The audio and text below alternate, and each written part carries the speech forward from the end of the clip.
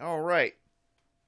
So I think we wanted to just take this time to talk about some of our favorite comics we've read, our favorite comic runs, and I'll start. And it's kind of a maybe off the beaten path as far as the mainstream goes, but I mean, I think a lot of people know it and they should as a Bone. Oh yeah, Bone was good. Yeah, I loved it. It captured my heart as a kid. I actually read it in Disney Adventures, if you remember that little magazine that was for I used to kids. read it in that too, man. Yep, That's awesome, man. That takes me back. yep. And I couldn't find it for another year. I think I found like one issue with Lockjaw, the tiger, or the cat, Hmm. in a local comic book store when I was younger, and then I couldn't find it until like I was able to buy the omnibus later at like a Books a Million or something, and it blew my mind. I was like, man, it's like 100 issues. I think he probably, I don't know the whole story. I don't think he planned it out completely all the way because it gets kind of iffy, kind of slow, about three quarters of the way in. But he nailed it. I mean, I loved it. It was like, Oh, it's yeah, it's genuinely epic. yeah. I love that it was kind of like Disney characters in a fantasy world. He had his own sense of humor. I love the rat creatures. With the, the yeah, big round eyes. yeah. The lore was good. I mean, it was Star Wars basically, but it was wonderful, and I love the villain. The villain is one of my favorite comic book villains of all time. Yeah, it So was a yeah, good series. And so for those of you that are just uh, logging on and listening to us, whether YouTube or wherever you're finding this, uh, that was Dan Evans who didn't introduce himself. giving up my last I'm name Josh too. Adams. But We're co-creators of the Godfo universe, and been using this podcast as an opportunity just to uh, talk about comics, talk about really all kinds of things that we like, and uh, we'll also kind of fill you in on the progress we're making on that comic series and novels, all the things that we got in the works. But you said one of your favorite runs from childhood was Bone. mm-hmm. One of my favorite reads, at least from when I look back over my childhood, one of my favorite storylines I ever read was the Max. Sam Oh Keith's man, the Max. that'll mess you up as a kid too. Well, I mean, I was already a messed up kid, so Yeah. I didn't have a hope, but I just remember what drew me to it was Sam Keith's artwork, Mm-hmm. which I was already uh, and I was already a comic artist fanboy. Like I already you know worship these guys like Mcfarland and I'd seen Sam Keith's work on he used to do covers and things for Marvel Presents. Yeah. So I was already familiar with his artwork, and when the Max came out, like that character design was so different from anything I'd ever seen, with the big teeth on Mm-hmm. the mask and that huge like middle finger claw. Well, it wasn't afraid to be a comic book, Right. It like was a it cartoon, was you know. very, very comic, but it also delved into some of the most like surreal. It's honestly some of the best surrealism I've ever seen in a comic, and that's taken into account stuff like Sandman and Mm-hmm. I mean there's some really great surreal comics out there. Alan Moore's Swamp Thing run and all, but man, the Max got wacky sometimes, like especially because it was about this, basically a homeless man who kind of imagined himself as a hero, but he was also the spirit animal of a psychologist, and Yeah, it would jump. it was for her own trauma Yeah, of abuse as a kid was manifested like as him. Yeah. right. And it would jump back and forth between the real world where he lived in a cardboard box and what was called the Outback, which was this Mm-hmm. fantasy world that existed inside of the character Julie's mind. And the Max never knew what he never knew was going on. Like he was completely lost It in was. this. It sounds pretentious, but it's what got me into the term. It was very existential. Yeah, I mean, very a lot of '90s stuff was, but it was like proto what would become a lot of '90s ideas. right. And you had this very gritty, dark look to the artwork when it was in the real world, and then when it would shift into the Outback, Yep. it got very painterly. It got very Frank Frazetta. If Frank Frazetta did cartoons, like it was really, really cool stuff. And I just remember being blown away by the artwork. And then when I picked up a few random issues just kind of throughout that run as a kid, just because I was so like enamored with the art. And I'd read them over and over again. I had no idea what I just read, but Yeah. like, I knew I needed to have more. And then later on, I was able to pick up the trade paperbacks and read the whole story, and it was so good. Well, the biggest thing I think, especially if we're talking like not necessarily from childhood, not nostalgia, is this sense Yeah. of inspiration and wonder that Mm-hmm. is easier when you're a kid because you don't know as much. But it's the stuff like that, like the Max and for me, Bone, the stuff that inspires you even now. And you Yeah. realize, okay, this isn't nostalgia. This isn't me wanting to feel a certain way that I felt as a kid. It's like when I was a kid, this made me feel a certain way, and that feeling as itself is something I still want to go back after because it's continually inspiring. And want to create that feeling for someone else. Exactly. Yeah. And it's also, nostalgia only takes you so far because there's several things that I may feel a nostalgic affection for, but when I go back to it, I can look at it and I can tell this is not as good, objectively as good as I thought it was. That yeah. cannot be said about the Max or Bone. Yeah. They're legitimately good. What was I about to say? Well, for me, and it's 99% the artwork, and you know this. And I finally got all of issue 1 through 100. That's probably all I'm gonna get. Todd McFarlane's Spawn. Yeah. It's one because like the story's okay. It's not great, but the artwork to this day still takes me to like that sense of like how could someone do this, like, Yeah. and the amazement of it that of someone put time and effort to create. I mean, my gosh, if it weren't for the artwork, you wouldn't finish the story because it's not good. But I don't know, man. There's something about it that I still love to this day. When I pick up like even issue 1, I just open it. And it's like this is a work of art. Oh, yeah. It's like Akira, which I'm not trying Yeah. to jump ahead, but I know that's probably one for you. Oh yeah.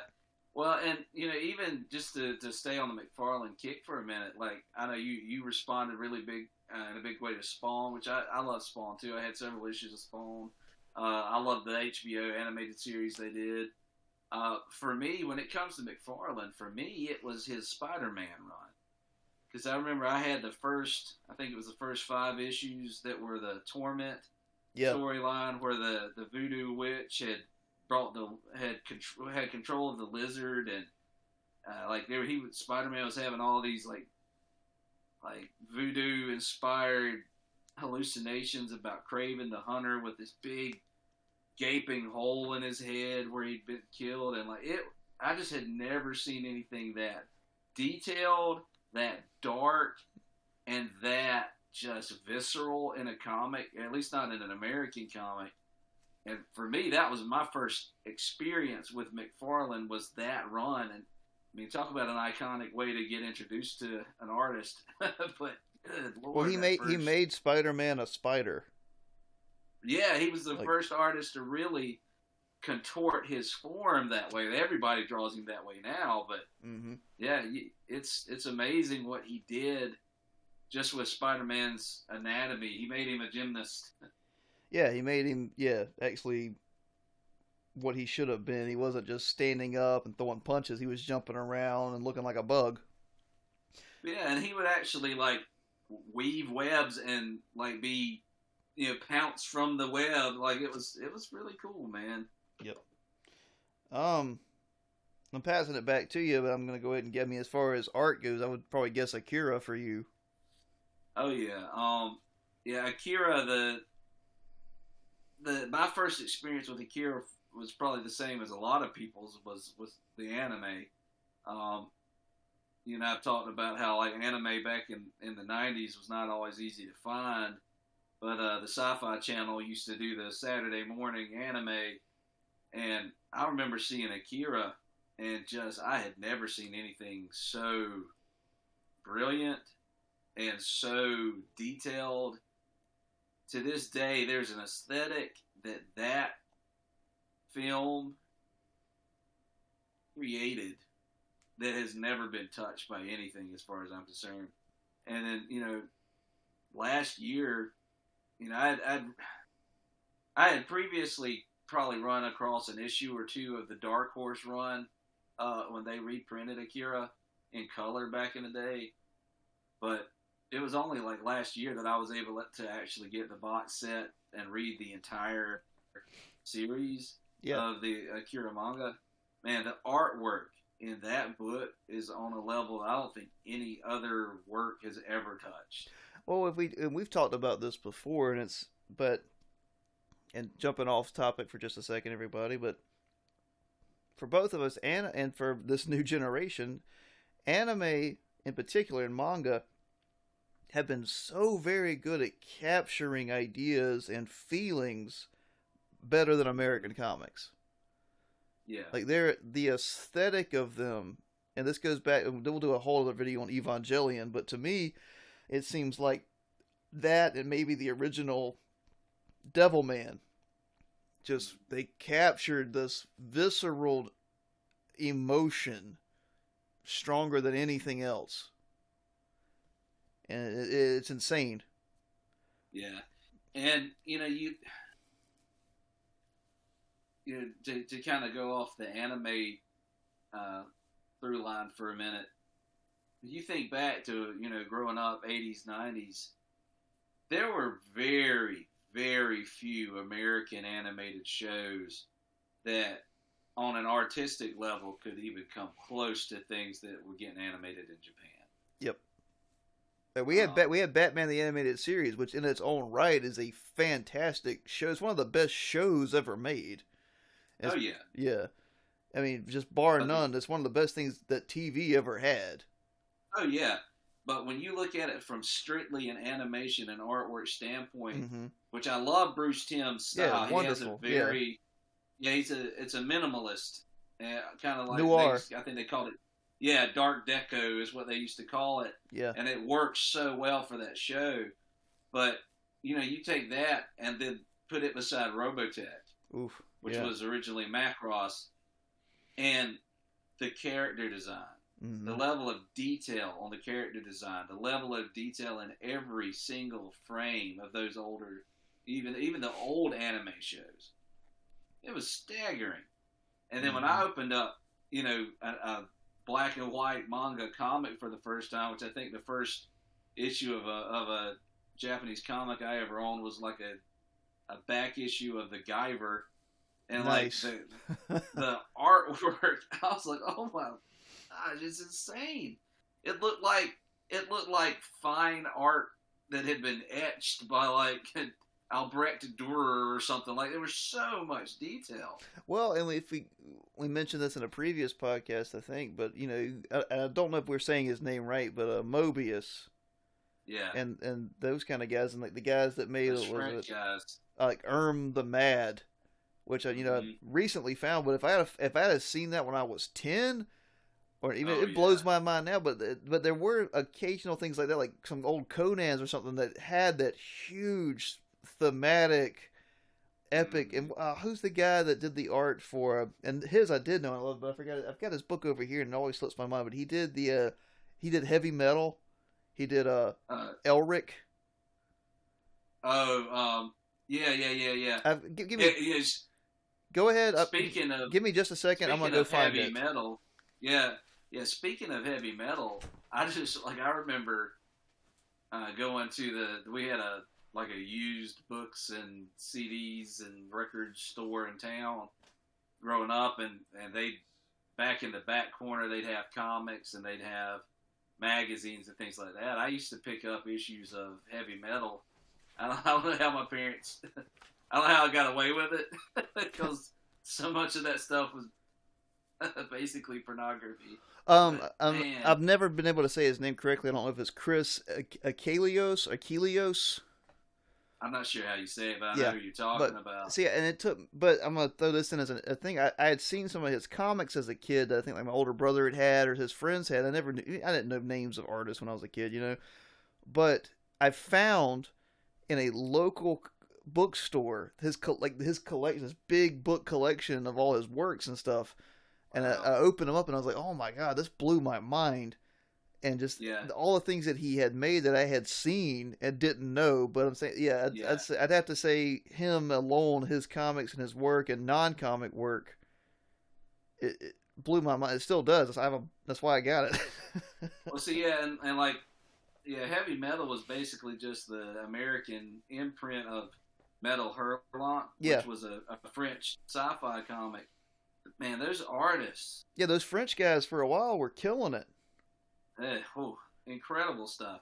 And like you can heavily see the influence of those French artists on movies like, Luc Besson's movies, especially. You look at The Fifth Element. Yep. Or you look at Valerian, which Valerian wasn't that great of a storyline, but man, visually, man, it looks like one of those old heavy metal comics come to life. Yeah. And what's that one you just recently showed me? It was like something about the blue flower or something. It was like a trailer. Oh yeah. Apparently that movie didn't turn out all that great. Oh, that sucks. It looked great. Yeah, visually it looked great because he was going back to the old Ralph Bakshi style of like rotoscoping. I'm so bad with names. The Spine of the World or something like that. I'm so bad with names, but who's the fellow that did the Lord of the Rings cartoon for the 70s? That's him, Ralph Bakshi. Yeah, man, that along. We're off topic of comics, but it all kind of goes together. When we're just kind of talking about visual art, but that wrecked me as a kid. Oh yeah, well man, the Nazgul were so scary. Yeah, and the people laugh at the Balrog, but man, when you actually look at it, it looks terrifying. It's like this big, like winged, like moth fire lion dragon. Yeah, he's scary, and like I also enjoyed that same director had done a movie called Wizards that was really trippy. Like that. I know Wizards, and he did what was the other one that I liked a lot from him? The one with the naked chick, or was that Wizards? No, Fire and Ice. Yeah, that's the one. Yeah, Fire and Ice. Same one. Yeah, that was him and Frank Frazetta collaborating. I'm gonna land us back into comics for just a second, but that's the stuff that got me into. And like I said, I never know how to say names because I don't know if he's German. But Matt Wagner's run, 1987 run of Demon. That was only 4 issues long, and man, the art alone was fantastic. And I forgot the artist's name, but each issue had like Demon in it, Etrigan in a circle, like a rune circle, because that was the storyline as well. Was Jason Blow trying to control him while also trying to like solve a mystery, and the writing's amazing, because it's Matt Wagner, the guy who did I think he's at Grendel, and yep. And I never got to read Grendel, and I still can't find it at an affordable price. But Grendel, just the sight of it and the few that little I did get to read, man, it blew my mind. Yeah, it was really good, and even the crossovers with Batman and Grendel were really good. Yeah, because like Grendel's more of an idea, like a mask and a spirit, and there's like 3 or 4 different ones throughout time, and it's a great idea. There's like Grendel Prime, and well. I think that for me, there were artists that came out back in the 80s and the 90s that, the best comparison I can make is there were these guys that came out and did for comic book art the same thing that Eddie Van Halen did to the guitar. Oh yeah, and because they grew up on the greats, they grew up on Jack Kirby, and everybody from that generation. Built on that. Yes. Instead of just aping it, they build on it. Yeah. And like I remember the first time, and he started off as like a cover artist and doing random like short story stuff. But Mike Mignola would do these Oh yeah. covers for Marvel and DC, and I still remember some of the first times even before he had developed his style to the point that it is when we see him doing Hellboy. Like even his early stuff, I remember seeing those covers and thinking, man, there is something to this style that is so much better than everything else I'm looking at. Yep. And that's people forgot, I think, or they didn't care anymore, the big two in particular. Because I remember, and we talked about this on a prior podcast. I don't want to go into it too much, but I remember just looking in the early 2000s at an X-Men book and being like, this looks like it was made on a computer. Like it, and it definitely was. And I was like, man, this looks like they just filled in the paint, like with the fill option. Use the bucket. Yeah, I mean they do some like MS Paint crap, but I remember thinking, especially and then later when I think the last one that really did me in was like X-Men versus Avengers. I mean, just seeing the fight scenes, like, man, this doesn't look good. But I think people forgot comics were a visual medium. Mm-hmm. And I don't know. I mean, Frank Miller kind of proved with Sin City you could do, good art. I never thought he was a great artist. I thought he was good at conveying emotions. But I'm saying, like, technically, he's not a Jim Lee, he's not a Todd McFarlane. He's great at conveying emotions. But I mean, Sin City is so basic, so minimalist, and still wonderful because the story's so good. Honestly, Frank Miller is better in the sense that he's more of a graphic designer than an illustrator. Yeah, I mean he can make definitive pictures, like you remember what you're looking at. Yeah, his composition is insane. I think that and going kind of playing off of that, Frank Miller, Mike Mignola, we're talking about McFarlane and Jim Lee, some of these guys that just really changed the whole world of comics just by being so much better than anything anyone had ever seen. You're not including Liefeld in there? He's conspicuously absent. You wish. Rob Liefeld is what you get when you order your Todd McFarlane off of Wish.com. It doesn't come with feet. It's got a lot of pouches though, and a barrel chest. We focused a lot on artists, and it's easy for me to do that because I'm an artist and I could gush about it all day. But what about some of the comic writers that stood out for you? Are there any that really, like, you think, man, if they write it, I'm going to enjoy that story? For a while, it was Neil Gaiman. In the 90s, it was definitely Neil Gaiman. He was one of the first ones because Sandman did blow my mind. I think it got a little off sometimes. I think, like a lot of Neil Gaiman stuff, it got a little too English, a little too pretentious. I'm not trying to rip all of England, but you know what I mean. It got a little too. A lot of his stuff gets a little too Lewis Carroll, but buddy, you're not Lewis Carroll. Yeah, I know what you mean. Yeah. Go ahead and name. Alan Moore could be that way too. Yeah, Alan Moore could be pretentious. That dude can tell a great story, but he can also, in the middle of it, just decide to go off on left field on something that doesn't matter. Name one, because I gotta look up the name of this guy. For me, I know we talked about how good Chris Claremont's X-Men series was. I loved anything that Peter David touched. And when Peter David took over the Incredible Hulk, particularly once he was teamed up with Del Keown on art, and that was kind of when we had the different personalities. Like, he explored the split personality aspect of the Hulk. Yeah. Which is something that had really not been done much. And he really went into the psychological effect of having a battle in your brain at that point between Banner, the Savage Green Hulk, and the Gray Hulk. all trying to be in control. And he did some really cool stuff. Like, eventually he had a situation where, like, it was the Savage Hulk mind inside Banner's body. And, like, there's some awesome stuff he did. And ultimately merged into the Professor version of the Hulk. And, like, he went back and showed that, like, Banner had been abused by his father. All that anger came from that. He had seen his father, you know, beating his mom and all this stuff.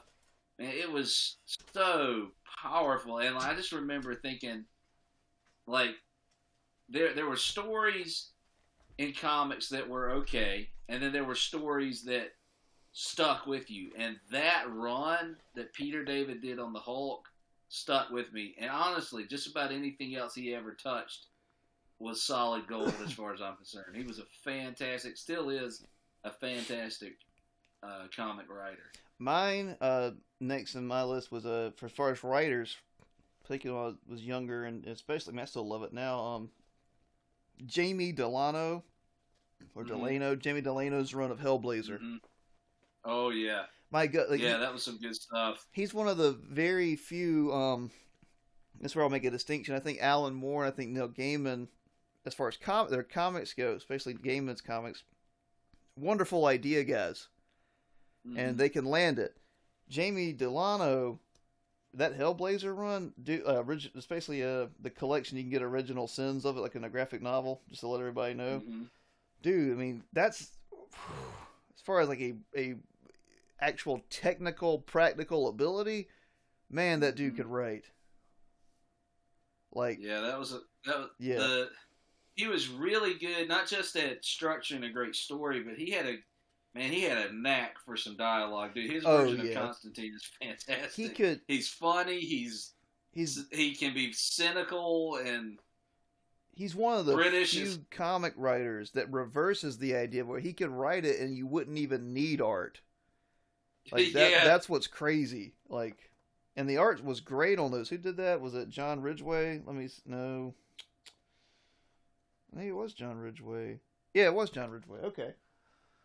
But, I'm not downing John Ridgway. I'm just saying, like, they were both fantastic. But Delano's work, I mean, it was almost like a novel. Yeah. Yeah. It was really good. Yeah. There's so many stories that, were forgettable. But then you had those, every once in a while, you'd get a story by one of the, by one of the masters. Yeah. that would just really make it unforgettable. And like growing up, Stanley was not a good writer. Wonderful idea, man. Yeah, great at concept. He wasn't a good writer. Great at emotion. Yeah. Yep. But when you started getting into the 90s and ones like Frank Miller's run, I know you mentioned Sin City, but his run on Daredevil. Oh, fantastic. Dude, that man was firing on all cylinders back then. There's so many characters like that in Batman that he redefined, and not in a. Oh yeah. And we can go into this real quick, but people talk about deconstruction. Like, yeah, he could deconstruct a character and then build them back up. Yeah. And make them what they were, or for a new generation. And he defined. I mean, everything you see of Daredevil from that point on is him. Oh yeah, you watch the Daredevil show on Netflix. That is Frank Miller's Daredevil. Yeah, the movies, him. Like. Yeah. Yeah. When people consistently have to pull from one source, you've done something right. Yeah, you found the iconic version of it. Yep. Yep. And this sounds like maybe it's a product of our time, but I love the death of Superman.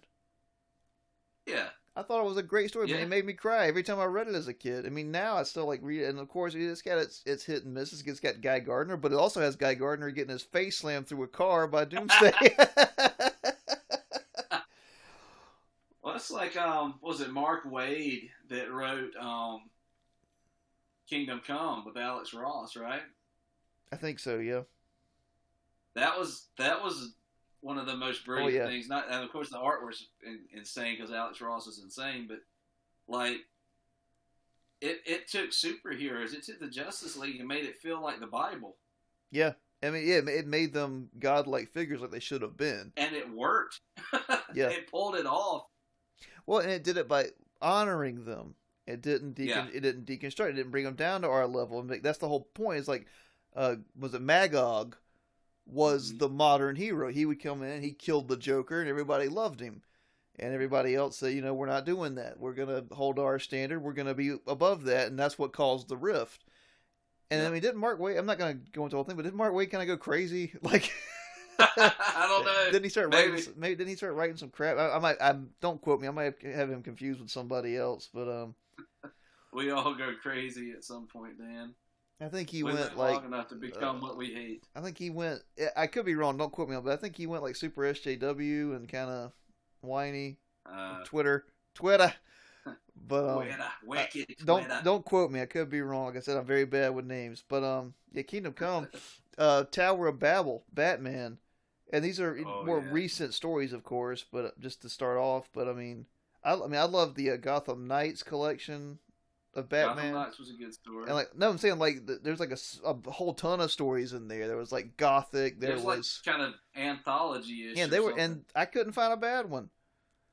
Well, and the Legends of the Dark Knight. That's what I meant. I'm sorry, I misspoke. That's what I meant. Legends of the Dark Knight. Yeah, Legends of the those are fantastic. Because it was sort of set, not year one, but more like year two-ish. Oh, year one was great. That's another one. Year one was fantastic. Yeah. I remember one of my favorite storylines that I ever read in a comic was probably, and I actually tweeted about this recently. It was the first comic that I remember, like, reading as a kid. My dad had picked me up.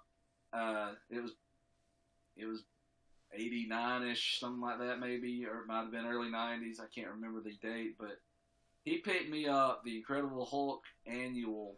I think it was back when Hulk was still gray.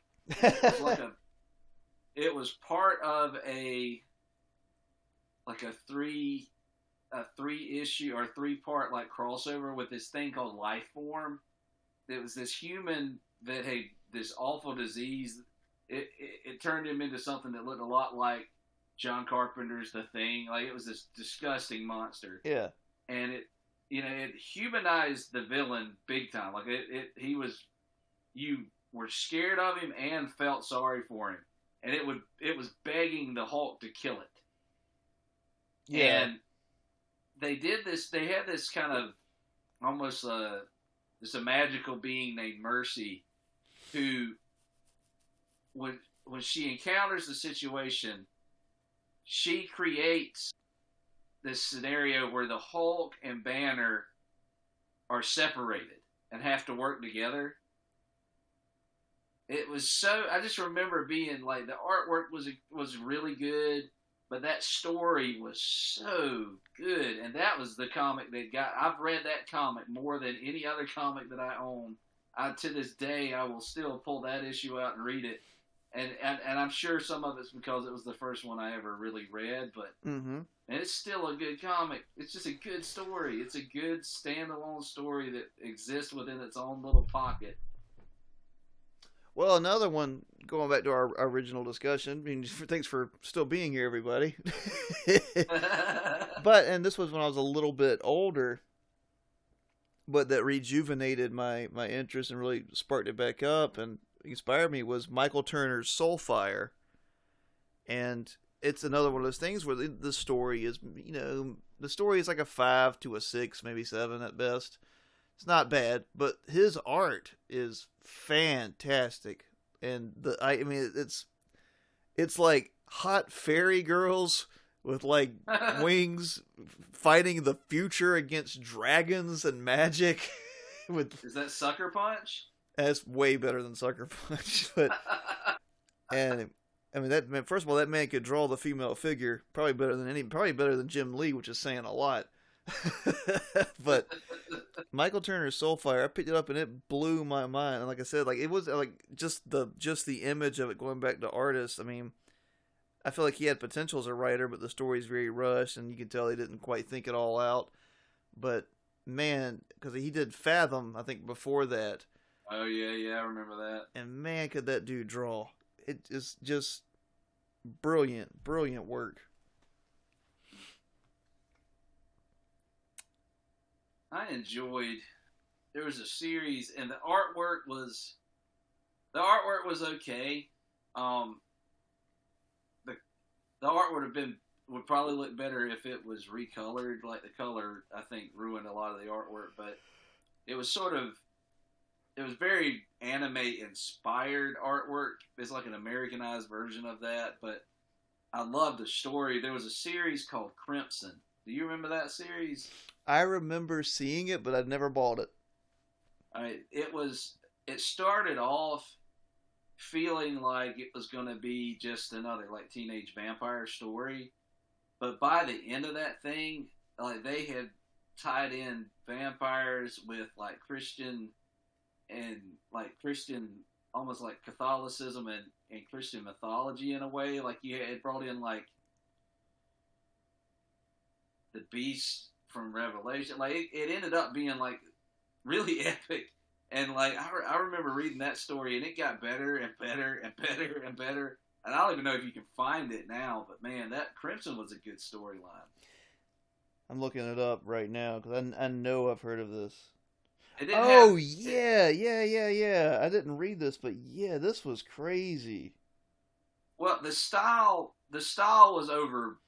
Yeah. Like at least in my opinion, the artwork was over stylized. Yeah, the eyes were very the colors big. The colors could get really muddy, but man, the storyline was so good.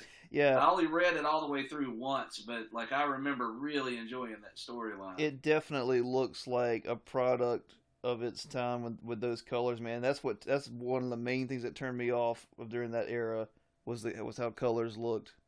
Yeah, I mean, I can't defend very late 90s was not good. Yeah, I can't defend the colors. Although the actual line work is not terrible, it's just over stylized. Mm-hmm. But the storyline of that series was so good. And oh goodness, what was I about to say? No, that's something that when we talked about this before, it still plagues modern comics. Is the color palettes are so awful. It's like I was saying, so many of the modern comics are like these bright neon pastel, and it looks like a Lisa Frank Trapper. You had explained to me what that is, because like I had seen them, I didn't know the names of them. Well, and it didn't help that the first time I said it, I said Anne Frank. Yeah, an Anne Frank Trapper Keeper.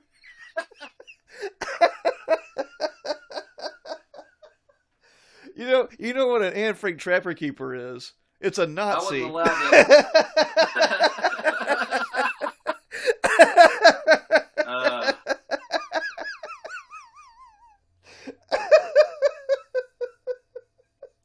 That might be the preview for that one.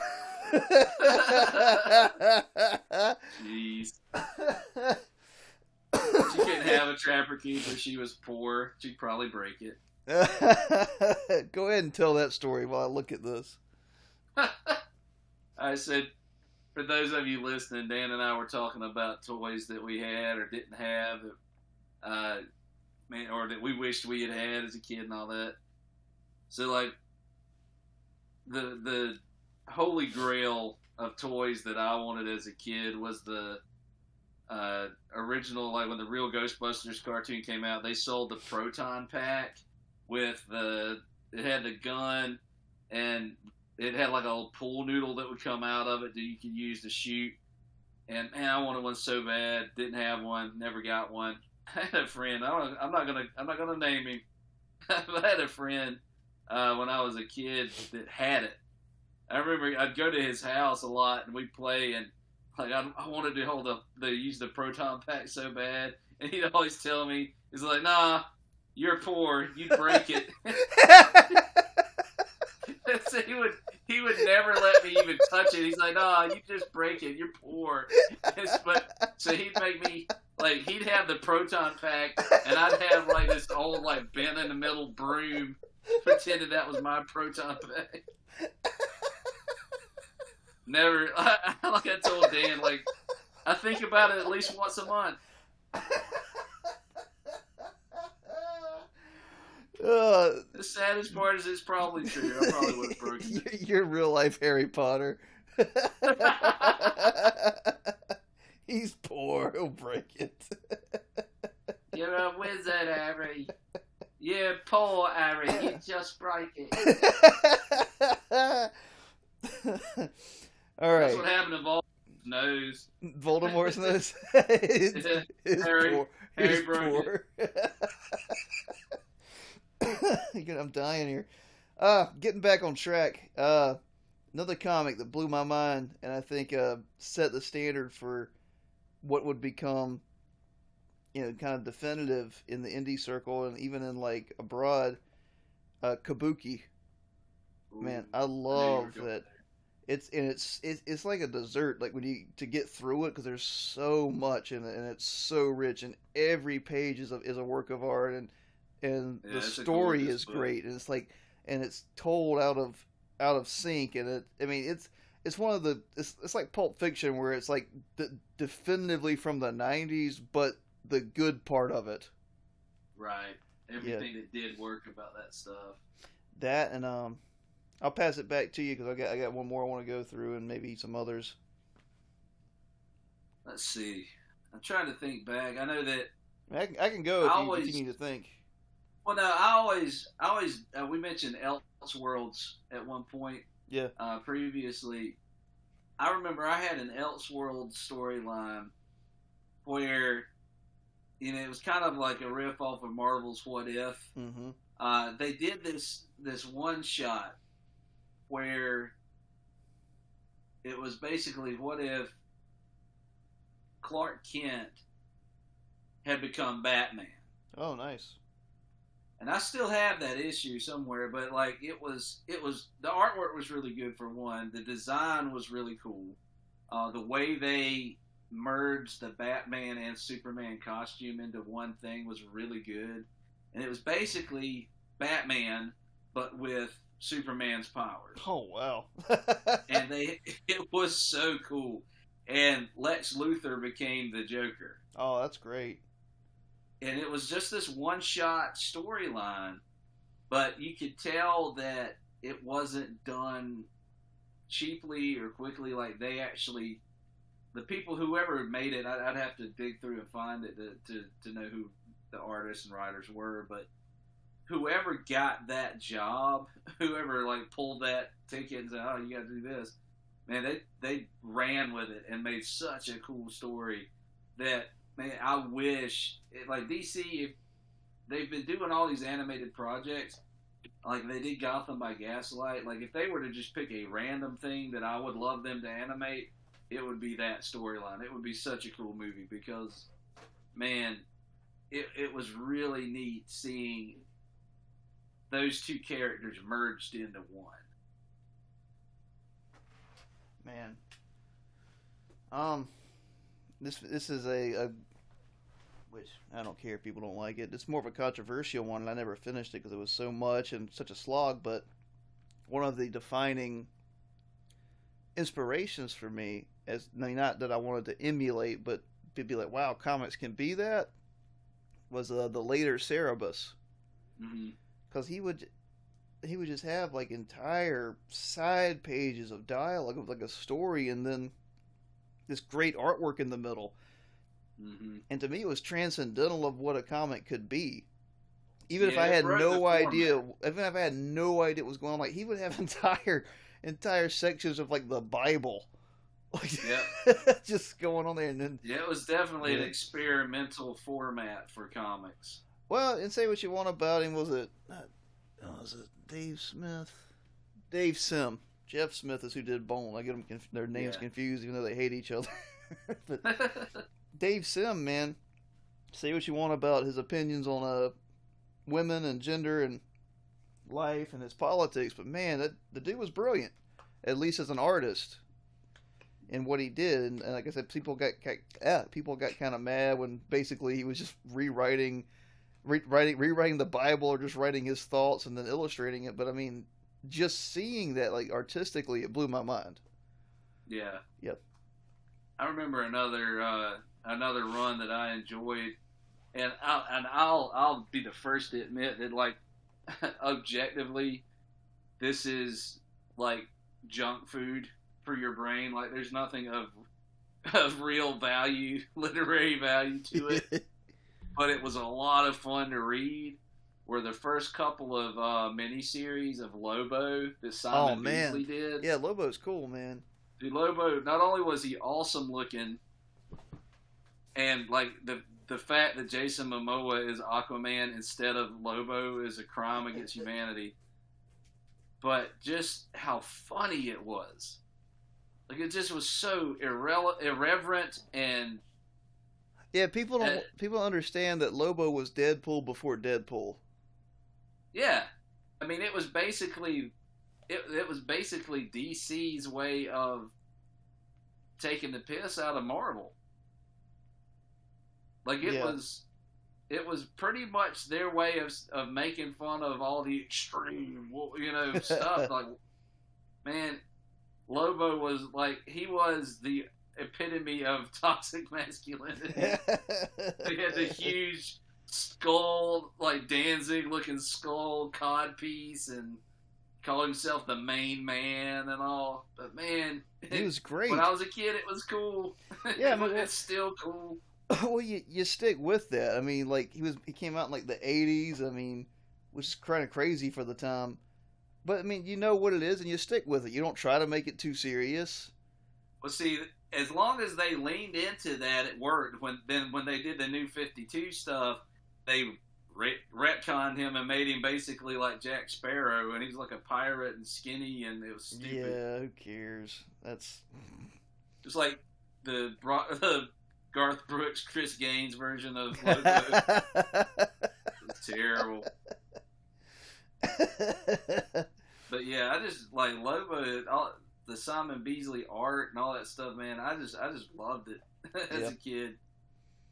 Man, this is another semi-controversial one, I guess, but I'm just trying to think of stuff that stands out. Right? I'm not like, because we know the classics, we know the greats. You know the X-Men, the Spider-Man, the Superman, the Batman runs that are fantastic. But I liked, and I still like, and at first I was kind of wary, but I went with it.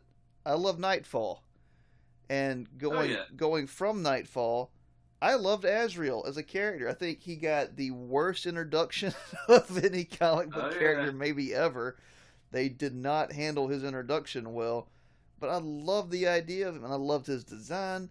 I loved that he was, the avenging angel, and he was kind of crazy, and he had the system in place, and the whole religious order and all that stuff. Yeah, and he was going to kill you with fire. I thought that was fantastic, and if they'd have done it right, I think he would have been cemented as one of the best Batman characters ever, but he wasn't. As far as I'm concerned, the Curse of the White Knight that recently came out is the definitive version of that. They did a wonderful job with him. Yeah, it's still like I still wish they would have taken a young John Paul Valley. I think they should have redid his origin, which maybe I'll write one, like a better one, and do it from there. And they tried it with the Azrael series, and they tried it with Nightfall. They tried getting into his head more, but I don't. But yeah, I'm with you. I think his suit design in Curse of the White Knight is fantastic. It's so good, and I'm so glad they used that character. Version of the bat suit's really good too. Yeah, and I'm so glad they brought my boy back for something like that. I know they had the Michael what's his name version of, which wasn't bad, the Suit of Sorrows version. Yeah, but it's not Azrael to me. But yeah, I don't know. I love Azrael as a concept and as a character, and it was a defining character for me as a kid. That and the Cyborg Superman from Death of Superman. Mm-hmm. I loved that idea, and I love that guy. Yeah, I like the whole reign of Superman. Like, yeah, oh man, I didn't like the Superboy. No, but Steel and the Eradicator, or the Vindicator, or whatever. The Eradicator, whatever his name was. I love Steel. Man, I'm so mad that DC launch it now, kill off Superman, or pretend like he's gone or something, and bring in John Henry Irons and make him like Iron Man but better in the DC universe. I love Steel. Well, I'll tell you another run, and again, while we're on the topic of things that were controversial, this was one of those series that when it came out, man, if my parents had ever actually opened an issue of it, I would have been as a good Baptist, I would have been strung up by the toes and beaten. But by other good dude, Baptists. they're on the front row, Dan. they're at the buffet is where they are.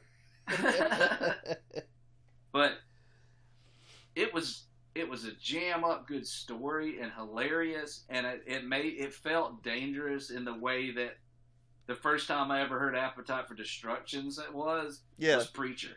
Oh, Preacher, yeah. I think Preacher is a product of the '90s for good and bad.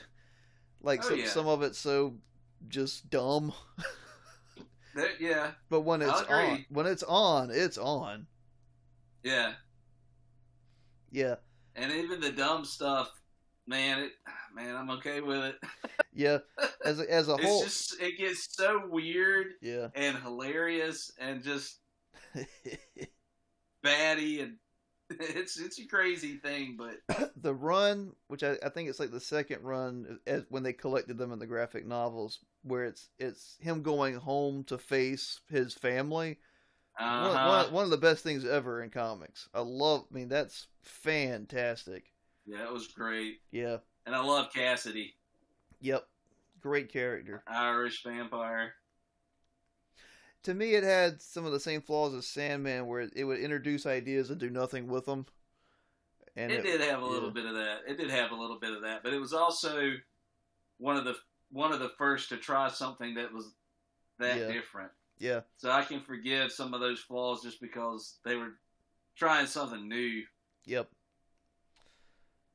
Man. Well, all right. I'm sure we'll have another one like this because this is fun. Oh yeah. And maybe we can focus on some more of the lesser known gems. But oh yeah. I think I'll wrap it up there.